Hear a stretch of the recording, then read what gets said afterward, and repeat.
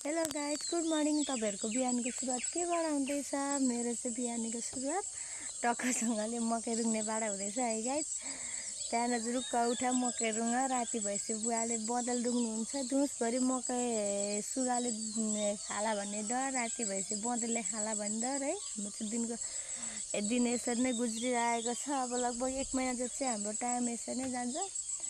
हेर्न गाइज, यो चाहिँ मकै बारी हो, हेर्न सक्नुहुनेछ तपाईँले मकै बारी कस्तो छ कि। अनि त्यस पछाडि यो मकै अब मकै भित्राउनु तास्छ। 1 महिनाभित्रमा अब यो मकै भित्राइन्छ। मकै भित्राउनु तास्छ, असार लागिहाल्यो गाइज। असारको बिउ बिजन राख्दा ओर्दा असार धान रोप्ने बेला हुन्छ टक्क 1 महिना पछाडि। अनि फेरि धान रोप्नलाई फेरि रामार खेती हुन्छ है। त्यस पछाडि अनि अलिबार पछाडि फेरि गोड्नु पऱ्यो, गोडेपछि अलिबार पछाडि फेरि काट्नु पऱ्यो। यो खेतीपातीको काम चाहिँ कहिले नसकिने क्या गाइज है। नगरौँ पनि फेरि के नगर्नु, यत्रो खेतहरू छन्। यसै बाज के छोडिदिनु, मान्छे घरियाली भएको हुन्छ है। अब गर्नु नसक्नु यस्तो अलिअलि टाकटुङ त यसो आफै नै गर्न सकिन्छ भनेर गरियो है। यतिर फेरि मान्छे नपाउने के गाइज, जस्तो काम गर्ने त्यसै मान्छेहरू ठ्याट्टै नपाइने रहेछन् के। अनि हाम्रो चाहिँ अब दिन यसरी नै गुज्रिरहेको छ। मकैहरू न गाइज, हरियो सबैतिर हरियाली मकै छ।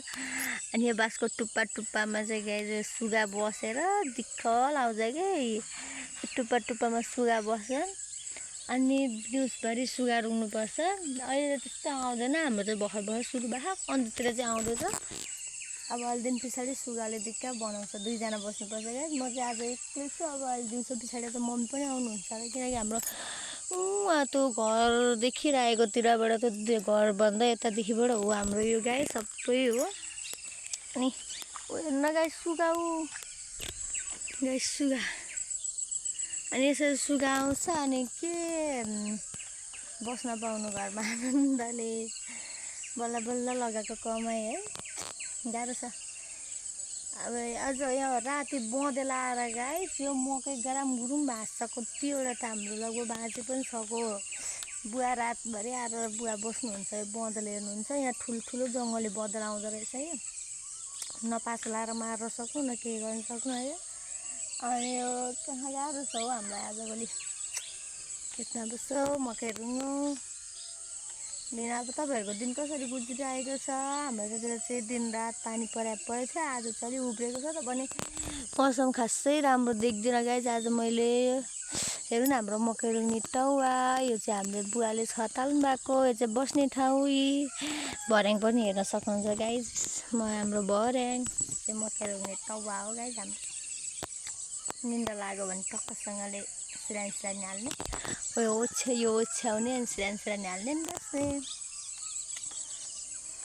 यस्तै गइरहेको छ आज मेरो दिन। बिहान उठेर चाहिँ म जुरुक्क उठ्नु तास्दै खेतमा आएको गाइस। घरमा मम्मी हुनुहुन्छ, मम्मी बुवा दिदीहरू हुनुहुन्छ। सब यताउति गरिहाल्नुहुन्छ भने सिधै खेतमा है। खेतमा पनि हेर्नै पर्यो गाइस। सुगा कराएको अनि केही छैन हौ, सुगाहरू पनि आउनु थाले छन्। तपाईँहरूकोतिर मौसम के कस्तो छ? हाम्रोतिर चाहिँ 3-4 दिनदेखिबाट पानी परेको आज चाहिँ मौसम हल्का उब्रेको जस्तो भएको छ। तैपनि खासै राम्रो त देखेको छैन, खालि बादलहरू कालो कालो धब्बा देखिरहेछ। तर पानी परेर गाइज हाम्रो एउटा कुरा चाहिँ धेरै फाइदा भएको छ। जङ्गलमा च्याउ पलाउनु थालेको छ, सले च्याउहरू। हिजो पनि हामीले लगभग 1 जेब्रा जति लिएर आएको। अब अस्ति पनि 1-2 छाक खायौँ, त्योभन्दा अगाडि पनि खायौँ। हिजो पनि दिदी म 3 जना दिदीहरू म भएर गएर लिएर आएको 1-1 जेब्रा। अनि आज जस पानी पर्नको कारणले गर्दा हामीलाई फाइदा चाहिँ भइरहेको छ है गाइस। जङ्गलमा गएर थोरै छेउ खाएको छैनौँ हामीले। तपाईँहरूले खानुभएको छ कि तपाईँहरूको जङ्गलतिर हुन्छ कि हुँदैन कमेन्ट गर्नु होला। लु, आजको दिनको सुरुवात चाहिँ मेरो यसरी नै भएको छ। तपाईँहरूको माझ मलाई यो भिडियो राख्न मन लागेर मैले खिचेको। तपाईँहरूको कस्तो लाग्यो प्रतिक्रिया दिनु होला। By guys.